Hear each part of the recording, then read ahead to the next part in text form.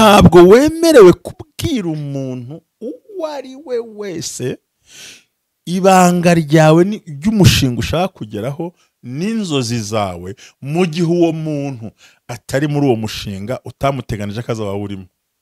Ubwira abantu mu rugo yenda ukubanye n'umugabo, ukubanye n'abana, ukubanye n'abasobukwe, ukubanye na nyokobukwe, ukubanye n'abantu mu rugo rwanyu, uko muryama ku buriri, uko byabananiye, uko bikunda, uko byanga.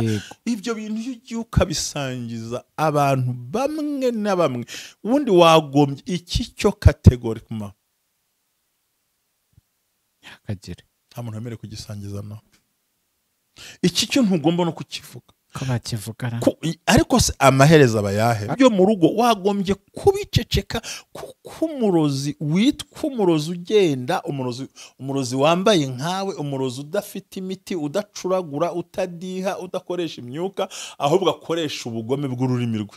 Biriya yaravuze ngo ururimi ni bwuzuye ubusabwe, nkuko agashashi kabi gashobora gutwika ishyamba ryose rya Amazon kandi kari gato, ngo niko n'ururimi rushobora gukongeza isi yose rukangira, ngo nirwo rugingo rutunga ariko rutwika abantu benshi. Ubumwe bw'Abera Ministries, amavuta akandagira amateka, ubuzima bugahinduka. Mu iyerekwa ry'umushumba Reverend Ntambabazi Jean Baptiste ubwo yasengaga Imana, yamuhishuriye abantu benshi batsikamiwe n'amateka mabi. Imana yamubwira ngo genda ubasuke amavuta, ubuzima buhinduke, nabo bahindura ubw'abandi. Ubumwe bw'Abera Ministries ntabwo ari idini, nta nubwo ari n'itorero, ni umuryango wakira buri muntu wese akabohoka. Buri muntu wese mu itorero abohejejwe muri byo. Ubumwe bw'Abera Ministries, amavuta akangira amateka, ubuzima bugahinduka. Ndabashimiye kandi mbahaye ikaze nk'uko bisanzwe. Amazina yanjye ni Jerry, turi kumwe na mushumba Ntambabazi Jean Baptiste ku bumwe bw'Abera Ministries, aho amavuta akandagira amateka, ubuzima bugahinduka. Ku munsi w'ejo twabonye ibintu bitandukanye, impano wakwakira. Tubona uburyo abarozi bashobora gukoresha imyuka, imitongero n'ibindi byose, ariko noneho tubona ibikorwa bakora, abantu bakora utanakeka, ariko nyuma y'ibyo bikorwa bishobora kubyara ibindi bintu by'uburozi byagirira nabi ubuzima bwawe. Aha tubona rero n'impano ushobora kwakira zikakubyarira ibibazo. Izo mpano twarazibonye, ugomba kwitondera. Twabonye miroire, twabonye ingufuri, twabonye kudatoragura amafaranga, twabonye matora, tubona umunyu. Mushumba, uyu munsi rero, nyuma y'ibyo byose twavuze ku munsi w'ejo, uyu munsi mu kwirinda ibyo byose n'abarozi, nta makuru abantu bajya bo ubwabo bitangira ashobora kuririrwaho n'abarozi cyangwa abantu bafite imigambi mibi, ashobora kukubera ari wowe wakwitangira amakuru kugira ngo ubuzima bwawe bujye mu kaga. Ni ukuvuga abanzi baba barekereje ngo bamenye amakuru. Umuntu yakwitwara gute muri icyo ngicyo? Urakoze cyane, Imana iguha umugisha. Mbere na mbere nk'uko twasobanuraga mu cyumweru cyacu twaba ku nzozi zerekana ko abarozi bakuri iruhande. Uyu munsi kino cyumweru turimo turasobanura ibintu abantu b'abagome bakoresha ari kubareba n'amaso wabo unanabazi cyangwa munari kumwe. Turimo tumvikana uyu munsi ntabwo ari inzozi, ahubwo ni gute wakora, kuko iyo Imana iguhishuriye mu nzozi uba ukwiye kugira n'ubwenge n'amakenga bati ibintu bivuye kwande, kubera iki, ryari, kuki uyu muntu ankeneye, ukagira bwa bwenge, warangiza umutima nama waguhakanira ukabyihorera. Uko buriya aho amarangamutima menshi ari, haba n'amakosa n'ingorane nyinshi, ariko hari ubwenge buri, habaho amakenga no kwirinda no kutagwa mu mutego. Yego, sinzi niba ubyumvise buriya. Yego, habaho kwirinda no kutagwa mu mutego, kuko burya amarangamutima yakugusha mu mutego, ariko ubwenge bwahugusha mu mutego. Amarangamutima ashobora gutuma wirekura ukavuga ibitari ngombwa ku muntu utari ngombwa, be ukavuga ariko ubwo bati no, kuki uyu muntu akoze iki kintu. Yego, kuko umwanzi w'umuntu n'uwa bugufi. Rero ikintu tugomba kwitondera, amagambo yose akuvuye mu kanwa umwanzi arayakoresha kugira ngo akurwanye, kandi bakayakoresha ku mugaragaro, bakazagukubitisha ya magambo yawe wivugiye ubwawe wivugiye na purani zawe. Rero nagira ngo tubwire abantu ibintu haraza kuzamo part 1 cyangwa part 2, ibintu ugomba kwirinda kudasangiza umuntu wari wese ubonye. Hari amakuru utagomba gupfa kubwira umuntu wese ubonye mu buryo bwose ubonye naho ushakiye. Ukadusenga tuza wa mugani wa mushumba, waririra hose ariko ntiwaririra bose. Waririra hose ariko ntiwaririra bose. Wasekera hose ariko ntiwasekera bose. Icyo nicyo acyumvise cyane. Dusenga tuze tubijyamo. Uwera wa Isiraheli, Mana y'amahoro, data wa twese wari waturemye ukadushyira kuri isi, turagushimiye ko washyizeho ubumwe bw'abera ministries kugira ngo nashake kumva amagambo nk'aya mwami, kuko wavuze kuzohereza abanyabwenge, kandi uvuga ko mu isi y'imperuka ubwenge bw'abenshi buzagwira, ubugome bukanagwira. Niyo mpamvu rero muri iyi minsi urimo ushaka abantu bamenye ukuri k'ubugome buri mu isi. Urakoze data, umugisha rero umufashe twese tugirize abatwumva bose, kandi bagira impinduka mu buzima bwabo kubwa Yesu Kristo umwami wacu, amen. Amen. Urakoze. Reka tubwire abadukurikiye ubumwe bw'abera ministries, tunabashimira tubabwira ngo hari ibintu kwirinda. Buriya mbere na mbere nabwijeho ngo ubuhanuzi, inzozi n'ubuhanuzi buriho kode. Kuko ni Imana ikubwira usinziriye n'uwo muryamanye atabizi. Bisaba kubona undi muntu w'Imana ukora hiyo code, uzakora iyo code, uzi kubisobanukirwa. Kurota ni ibya bose, ari ugusobanura si ibya bose. Noneho twebwe kino cyumwe turi kwerekana, tubonye abarozi bakoresha impano. Uyu munsi bagiye gukoresha ibivuye mu kanwa kawe, ko ntagere ko bari bafite ntibazi ko bakurwanya. Wenda bakoresheje impano nabyo byaranze, noneho hari ahandi bagutegeye ku ijambo rikuva mu kanwa. Hari ibintu ugomba kwirinda. Ibyo ni ibiki? Ntabwo tubivuga byose, ariko tugiye kuvuga ibintu bike bimwe muri byo ugomba kwirinda gusangiza umuntu wese, kabone n'ubwo waba umuzi, kabone n'ubwo wari muri famiye yawe, ari ukaba uzi ko uwo muntu simuzi neza, sinzi aho aherereye, sinzi uko twabigenza. Ni ibintu tugiye kureba aha ngaha. Reka tubirebe muri iyi part 1, tuzagaruka no mu yindi ya kabiri. Ndashaka ko tubidevelopa. Ndashaka ko ufasha abantu kubaza ibibazo babarize. Ikintu cya mbere, ntukabwira abantu bose cyangwa uwo ari we wese imigambi yawe ufite ahazaza n'inzozi zawe z'icyo uzageraho mu gihe utarakigeraho. Gasubiremo. Ntuzabwire umuntu uwo ari we wese imigambi yawe n'inzozi zawe z'icyo wifuza kuzageraho, mu gihe uwo muntu atari muri purani yo kubwirwa ibyo bintu kugira ngo azabigufashemo. Ese bya bindi bajya bavuga ngo ushaka gukira indwara arayirata atayivuze. Iyo ndwara bakira ni Yesu, nyine ajya kwa muganga akayirata.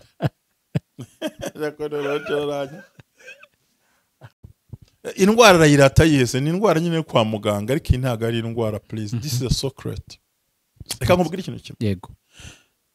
Imigani 29 umurongo wa 10 arabisobanura, ntabwo tubuza kuhasoma. Havuga uburyo nakwiye kurinda imigambi yiwe. Buriya iyo uvuze umugambi wawe ukavuga na purani yawe, nicyo utekereza kugeraho. Hari umwanzi ukwanga, aca inyuma akarwanya bya bintu byawe. Abirwanya mu buhe buryo?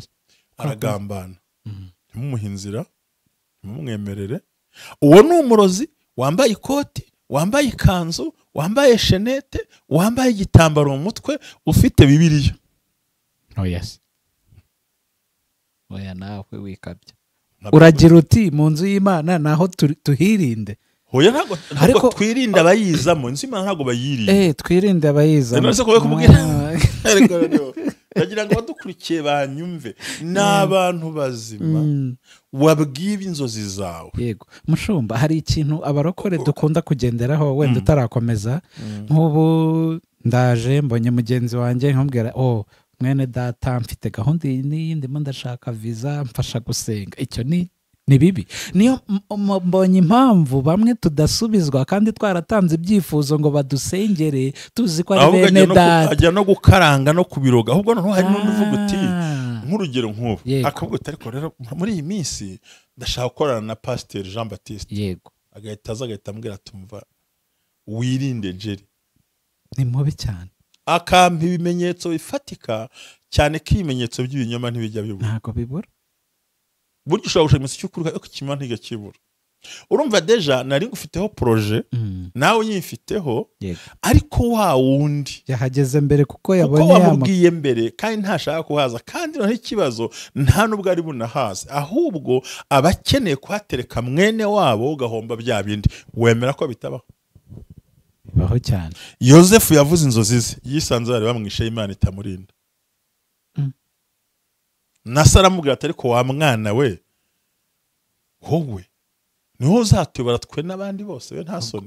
Ubwo mpise nibuka yuko hari ibyifuzo twatanze muri bene data bitashubijwe. Aho urabigira bigufi, reka tuvuge ko baduse no ibintu bifatika, ukagenda ugatanga umushinga bakawemera bakawakira, tushabura muri ka ministeri nishangiye kubona akazi, navuganye na kana kandi bobo yakana akazi ujya muraziranye cyane, agahita ariko ngo niko ubone mugiye guha akazi, ibandi gisambi yegera isutwa kabutindi kabushungu nta kigenda, ntago muzamubasha ubukwe ugaseka baye wajya kurambuza ariko ufite umushinga n'uriya mukobwa bati mvu uwo musore se n'intera hamwe heza no muri gereza, ukibaza niba se yarishe ni umwana wishe.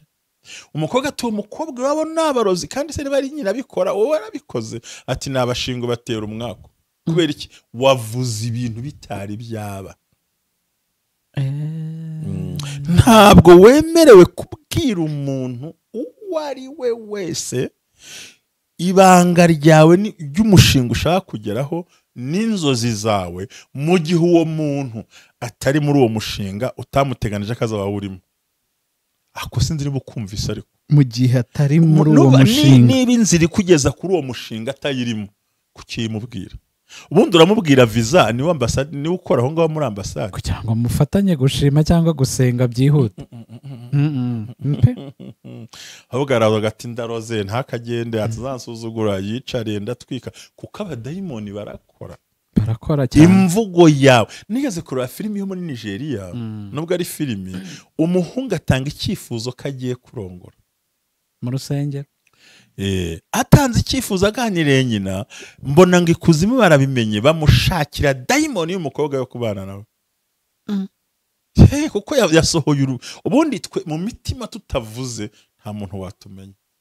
So bamyumve neza, wabwira umushinga uza, niba mu mushinga na projet no mu nzozi zawe uwo muntu utamuteganya nk'icyambu kizagufasha, umubwirire iki?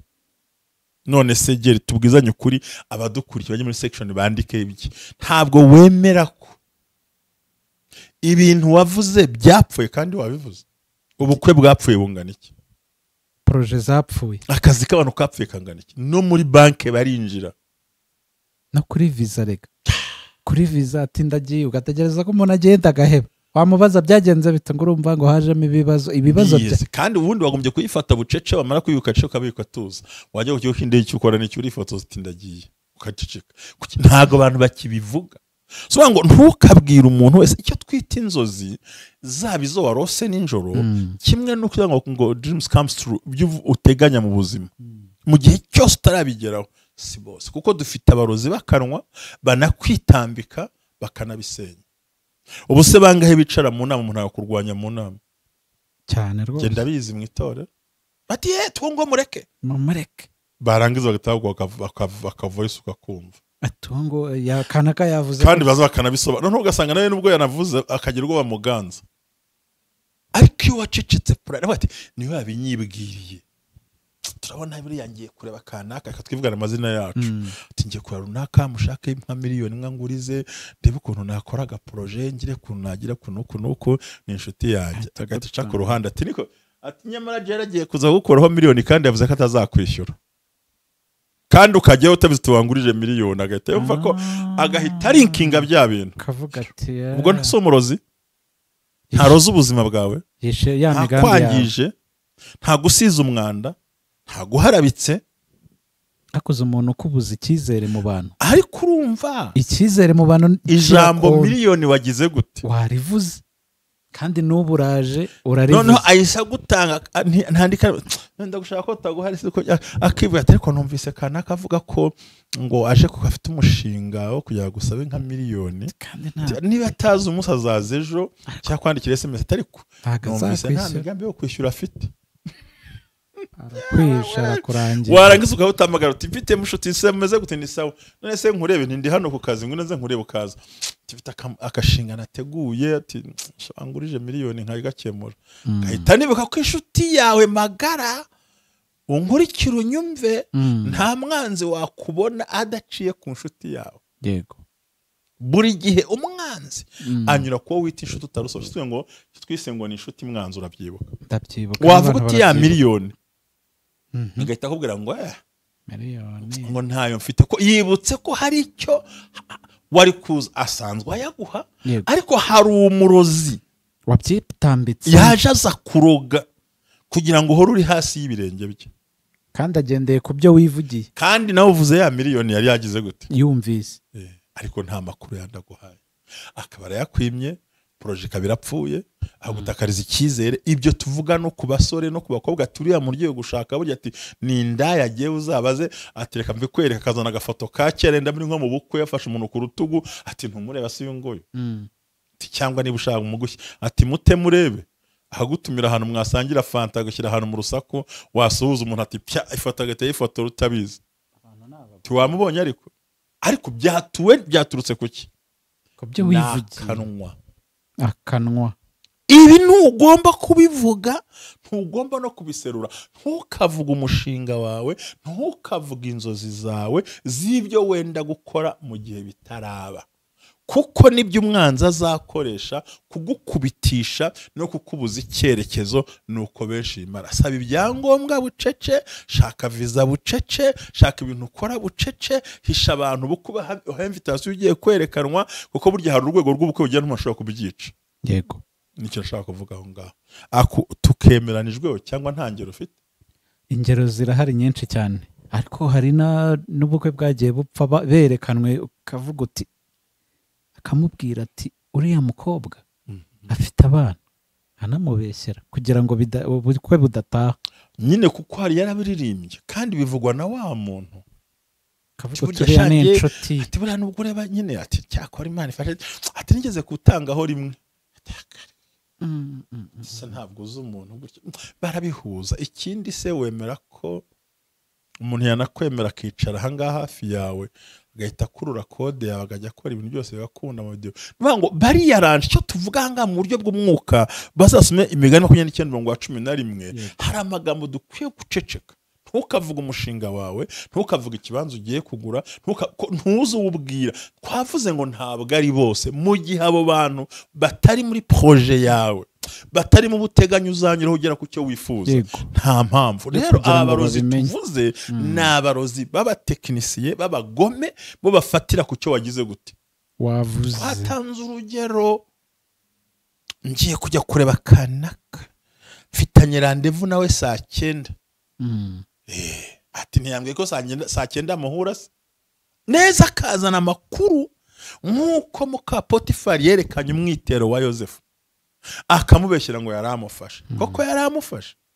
ariko yerekanye ikimenyetso gifite ikinyoma so rero mu kintu cya mbere mu buzima irinde kuvuga umushinga n'inzozi zawe utarashyira mu bikorwa kubibwira abatari muri proje yawe ukaba yirimo ugomba kubabwira byanga byakunda cyane yes aha rero umurozi agira imbaraga abadayimoni bakiyegeranya ukabona abantu barakwanga ukabona abantu bafite icyangiro kandi twapfaga iki ko twari inshuti telefone akanayiboroka hariho n'utakuboroka akanakwihorera kubera ko hari amakuru yaje mbere yuko runaka ari buze n'umubare uvuze nawe arawuvuze n'icyo yavuze arakivuze ahubwo ntiyasobanuye ukuri wone n'umurozi abadayimoni bakorana muri ubwo buryo agahita bihuza tayari amagambo wivugiye akoze cyane ikindi urakoze cyane nagira ngo tuvuge bizaba part 1 na part 2 bitegure kandi bizakurikirana nagira ngo babyumve nyabuneka gerageza si bose umuntu utari mu mushinga nta n'impamvu yo kumenya ibyawe ni kubiririmba n'abarozi barako noneho bo ntibanazana n'umuti nta n'ibyatsi batega ahubwo bakoresha ibyo bagukuyeho. Inkuru nziza burya iraryana mu kanwa iyo utayivuze uba wumva hari ikintu ari guhomba. Yivuge birangiye nabonye visa seto dore nerekanwe mfite ahantu ugiye gukora akazi. Hari n'abantu badafite n'amakuru rega ukabaha amakuru. Rero icya kabiri ari cyo mbona kinateye n'ubwoba jewe kuri social media, kirazira kikaziririzwa kuvuga ibibazo byo mu rugo rwawe, ingorane zo mu rugo rwawe kuzibwira uwo ari we bose, cyo twita family matters. Ayiwe ibintu bibi cyane. None se aya ma social media izi YouTube channels tujya tubonaho ubuhamya, yarankubise mu buriri ntashoboye, dore yazanaga uyu akaryamana n'uyu ndeba, nibyo twirirwa tubona. Amaherezo nazango zimera zite? Nyine se zimeze gute? Ni nk'inzita ifite inkingi. Ya usibye na social media no hanze aha. Yego. Kuko hari n'abandi muri social media bahaza bo nibo bake kuruta abandi bantu basharinga ibintu byo mu rugo. So don't share. Wisangiza the family matters ku muntu wari we wese cyangwa issues. No kuvuga ngo hari igihe mu buryo bw'abaruzi kagenda ukabwira abantu mu rugo, yenda ukubanye n'umugabo, ukubanye n'abana, ukubanye n'abasobukwe, ukubanye na nyoko bukwe, ukubanye n'abantu mu rugo rwanyu, uko muryama ku buriri, uko byabananiye, uko bikunda, uko byanga. Ibyo bintu ugiye ukabisangiza abantu bamwe na bamwe, ubundi wagombye iki cyo category kuma yakagire nta muntu wemerewe kugisangiza nawe. Iki cyo ntugomba no kukivuga ko bakivugana, ariko se amaherezo abayahe. Ariko cyane cyane n'abadamu babivuga. Nabonye n'abagabo bavuga none byarahinduye isura. Nabonye n'abagabo baravuga. Ariko se ibi bintu byateye abantu ni ibikira. Aho rero iyo mutangiye kumena amabanga n'isi nyine turumperuka, turi kuri ishu ya kabiri mu bintu utagomba gusangiza abantu mu buzima bwawe, mu kubaho kwawe ntiwemerewe kuvuga family matters. Ibibazo byo mu rugo, buri ukuri hanyuma kwe nta nkunda, baramukazi banjye barahanyanga, mugabo wanjye ibi nibi. Uba yugezeho kuri social media byo abo bihaye baracuruza, wowe ibyaye bigasenyuka kandi ukagaragara usa nabi kandi bikazakoroshya. Tutinye server ngira ngo ya YouTube niyo wahanagura, nzi ko kera ari gushaka guhanagura ikiganiro barakidownloadinze muri telefone cyane, warangiza wajya kujya mu kazi keza batido bya bintu yavuze do kuki iyo satani kakarenza umunwa karushye hamagara. Ngira ngo abasoma cyane bari mu migani 17 naho babona izo nkuru zo mu rugo. Burya 17 mu migani avuga ngo inshuti inshuti zikundana ibyo byose kandi umuvandimwe avukira gukura abandi mu makuba. Urumva iyo uvuze amagambo babarozi za daimoni zisenye ngo zisenye imiryango, babonye umwanya noneho kudakoresha imiti, kudakoresha ubupfumu, kudakoresha iki. Ariyo mpamvu abantu nk'abo baba barose inzoka. Abasangiza umuntu abayirose nk'inzoka igenda hagati mu buriri bwe n'umugabo, akarota yinjira mu ntebe gutyo, bigaragara ngo hagiye kuza umwuka w'uburyarya n'ubugome hagati yabo. Noneho we yarangiza yabirota ntabimenye, hakiyizira ba bantu badasa n'abarozi ariko bafite akanwa karoga. Aba nibo buzuye bati noneho ati shati mugabo yaguca inyuma ariko nawe uzamuca inyuma. Anca inyuma tuze kuraka tureye ku munsi natahari bukuyikoze kumbira wakora akazi gatuma nta gatege yanataga tavuga ati ntiwamubonye ati rankurangira umuntu ariko yakurangira umuntu ifata gafotora uzagukora barushenye kuko we kuko buriya impamvu uyu mwuka w'ishyari uzanwa ni impamvu tuvuga ni daimoni w'ishyari utifuza ko ari umuntu watera imbere ngagira ubuzima. uwo yoparatinga ashingiye ku magambo rero nawe rusenyuke nk'urwanjye nawe asebe nkanjye nawe amware nkanjye nawe agende kirabujijwe kirazira kikaziririzwa bantu mudukurikiye ku Mwegabera Ministries ntabwo ari ngombwa kereka umushumba wawe n'undi wa muntu wawe bugufi uzi ngo ndamubwira ikibazo tugikemure mu buryo ariko wibiririmba hose bijya kuri social media ngo bitangaze wijya mu rusengero ngo bitangaze ibintu byo mu muryango hari umugari waca mu Gifaransa ariko ndabivugira mu Kinyarwanda uvuga ngo imyenda yanduye imeserwa hiherereye mu gikari ahiherereye buriya mu gikari ashobora kuba banabona ahiherereye yego abantu bamenye ubwenge kuri iki kintu aha hantu mu bintu bibiri bishobora gutuma uno muntu kimwe n'uwa mbere ni vango zanzo twasobanuye z'abarozi kimwe twabonye nka ya ngingo ya mbere kutavuga umugambi wawe no kutavuga ibintu byose natwe twabonye umuntu anyerera ndazibuka cyane kurota umuntu anyerera nuvuga icyo gihe uvuza imigambi bagiye kuyisenya kabiri hano wabonye za nzoka zinjira ubona ibiki bisesera ukabona inzoka ije mu buriri bwawe ukabona yizingiye mu ntebe ubundi ukabona inzoka irimo irava kwa nyoko kuko irahura wayibona uti nabarozi ariko nabarozi ariko bari fizike uzabonesha amaso ariko bazashingira ku magambo yakuvuye mu kanwa ariyo mpamvu kizira kikaziririzwa gusharinga gutanga amakuru y'ibibazo byo mu rugo kuko ari we wese n'ahariho hose kukazajyana umugabo wanjye nta mpayira buriya nta n'icyo amaze ageze kumubwira umugabo wanjye ngo rutwa n'isake ntiwazayitetse se n'iki byose ariko mbivuze mu kinyabupfura ariko wemera ko imvugo uvuze umuntu hanze iyo imugezeho agira ipfunwe kandi iyo agize ipfunwe atangira gushaka ukuntu yidefanda kandi yabikorana nabi mu buryo ashobora kubikora atanarugarutsemo n'ubigacikwana bikajya kwa nyoko bukwe bikajya kwa so bukwe bikajya mu bavandimwe bikajya mu bana kuko ubuhanganye n'abana bawe ibiririmba ngo umuteze iki nahoze ndeba ikiganiro ngo umwana wibye se amafaranga nje ntabwo niteye ku mafaranga yibwe navuze ngo ni ku rwego rungana iki umwana atekereza kwiba se si hahandi se adaho uburenganzira umwana ku bushobozi ngo namuzamure yego nje nabyibajijeho giye amabare kuvuga kuri ubwo buryo urumva rero ukazasanga cya gihe nizo zanzu zitwarotaga none kandi abarozi bakaza muri buno buryo we akaza adakoresha imiti adakoresha imyuka yo guhuherana ahubwo akoresha ibimenyetso bifatika akagutamo wese gatakarama kabura rangiye urugo rugasenyuka kazi kakabura hahandi bano bantu bazi no guhuza n'ibimenyetso ariko bivuye ku makuru wavuze witangiye ubwawe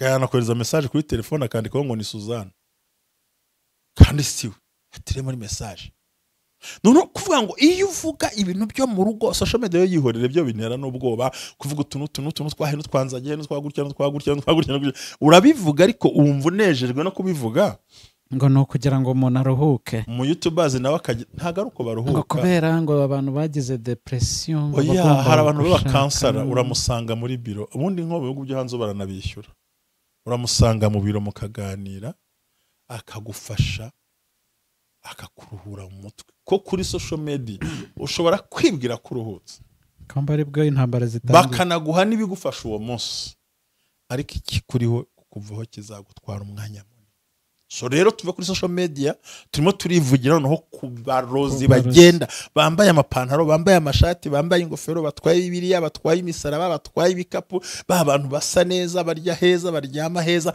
ariko bibitse mu mwuka wa kirozi wo kwica amahirwe y'abagenzi babo abo ngabo kandi bano bantu baba barose biriya bintu 10 byerekana ko umurozi ari mu buzima bwawe yego bararose imbwa bararose umuyaga bararose banyerera bararose inzoka bararose ibintu bitandukanye bararose imbeba bararose byinshi bararose ko turaza no kuvuga ibindi byerekana ko bararose batakaza ifunguzo utakaje urufunguzo sona gutakaje amahirwe ibyo byose ugasanga ni inzira imwe yo kuba urugo rugiye gusenyuka hari icyo babariza bakurikiye ngo dusoze hano n'ihenda ikibazo nari mfite wakomeje kutubwira ngo si buri wese umuntu azabwirwa n'icyo umuntu wanyawe wo kubwira ibyo bintu ingingo ya mbere twavuze ko utari mu mushinga wawe, nta bushobozi uzamwaka, nta n'uburyo muzabana, utagombye kumubwira ibyo ugiye gutekereza gukora ko ntuzi ikimurimo.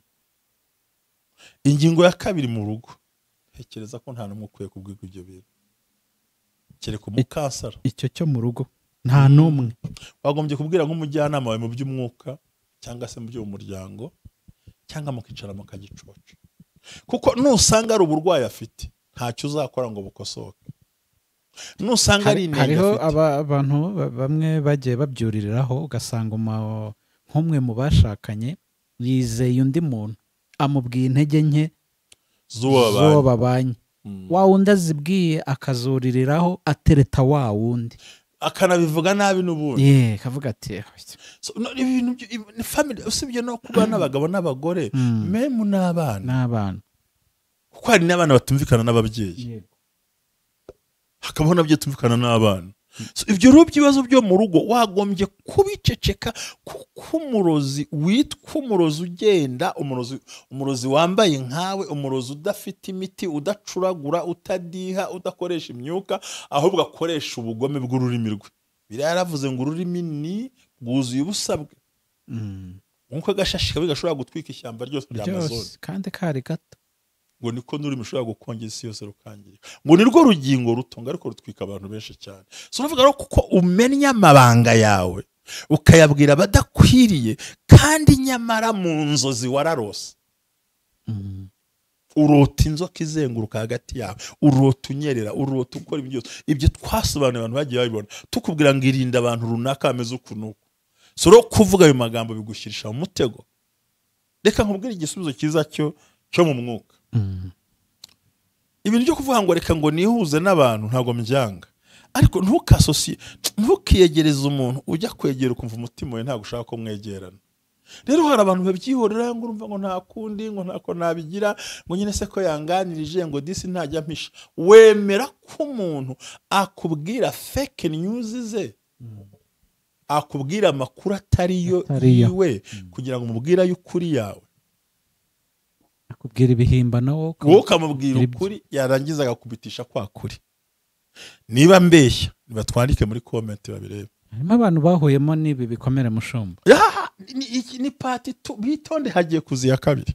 Yego, twivugiye ku mishinga, twivugiye no ku bibazo byo mu rugo, haba ku bagabo n'abagore, haba ku babyeyi n'abana babo, haba ko burya n'iyo ufite umuhungu washatse no muri style n'umwana wawe, no muryango nyine. Ariko uzasanga umuntu ashaka guhagarara hagati ya nyina n'umugore we, agashaka kwigira nk'umucamanza, cyangwa akajya kuba balancing, ngo mama yavuze gutya ngo ntago nabirengaho, ngo madamu ngo wanjye, mbega asanga asa nk'uteranya imiryango, abandi bigira beza. Ni byiza ko the family matters, ceceka, tuza, kiri umuntu bibwira. Yego. Cya gatatu, Imana yaduhaye ubwenge.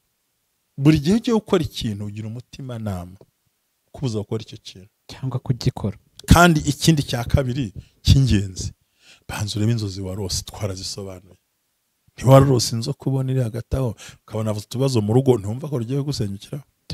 Niba warose inzoka yiziyeho ku mwana, ntibigaragara ko umwana mugiye gushwana. Niba warose inzoka igenda ikinjira mu buriri bwanyu mudahari, ntumva ko mugiye gutandukana.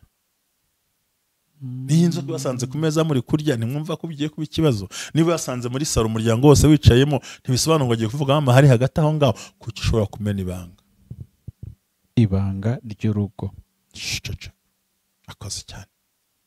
Tukiri kuri iri banga ry'urugo rero, cyangwa ibanga ry'umuryango, ndetse no kutavuga ibyiza by'iterambere ugiye kujyaho. Turagaruka hano cyane mu nzu y'Imana, kuko abo tubwira ni abakristo, ni abanyamasengesho. Hari ikindi kintu nyine, iki ngiki kintu ntago nanyuzwe, cyo kubwira abantu ngo bagufashe gusenga. Turagaruka aha hantu. Ese koko ni bose bo guhabwa icyifuzo? Nanjye akari kubaza ushaka kubaza. Ni bose bo guhabwa icyifuzo? Ubwo nabarizaga abantu kuko bajya bavuga ati umukozi w'Imana mfite icyifuzo iki n'iki, nsengera. Tandukanye umukozi w'Imana muri rusange. Rega abantu akahita urabizi ndavuga ku rwego rw'abamama ababyeyi bigirira kwizihirwa no kavuga ati umugabo wanjye ari gupanga ibi n'ibi urumva ahise aguha mapu y'umuryango wose kugira ngo aguhe icyifuzo dufite kredi n'iyi turenda kubona ibi n'ibi ngo haye icyifuzo sengera umuryango wanjye bigende gutya na gutya tayari makuru ukaba urayabonye uwo muntu ushobora no kuyabwira uwo muntu yarangiza ntagusubiza agashaka umukomisiyoneri ni ibyo nyine naho twari turi njye cyo mvuga ni ahantu hamwe yego niba koko ukeneye ko umuntu ubundi kera isi itarahinduka kera abantu batarahinduka twashenga ibyifuzo tugasengana bikabibanga ariko uyu munsi irondo kivanze n'abashura nuvuga ngo uyu munsi ubukristo bweze y'igipagani ku buryo hari n'ubwira akaba wa mbere mu gusenya ibyo bintu yego turimo turajyana rero menya ngo niba ushaka ko umuntu agusengera ese ubundi niba afite impano y'Imana yavuze ibihari burangiye nibwo wandondora ikintu timbona hari ibintu ndaseka ko kwihorera kuko ashobora kubwira amakuru y'ikinyoma ukamuha ukuri kwakura akakubyaza iki umusaruro wo kugusenya cyane akagushyira hanze rero mu nzu y'Imana impamvu bihari nuko na Satani haba none se yagiye mu gihe cyo kwa Yobu ntiyahuye n'abayateri ariko Satani nakora iki mwisi ati mvuye kuzera no kushunja ati no abashengera ajyayo turakora iki ati mvuye kuzerera mwisi rero no mu rusengero barahari kandi ikindi umwuka w'ishyari umwuka w'urwango turimo turajyana umwuka wo gushaka guteranya no kutifuza ikiza cy'undi waragwiriye ni byiza ko umukristo amenya ngo ndahe icyifuzo ndenda sengana nande ese wo kubwirwa ninde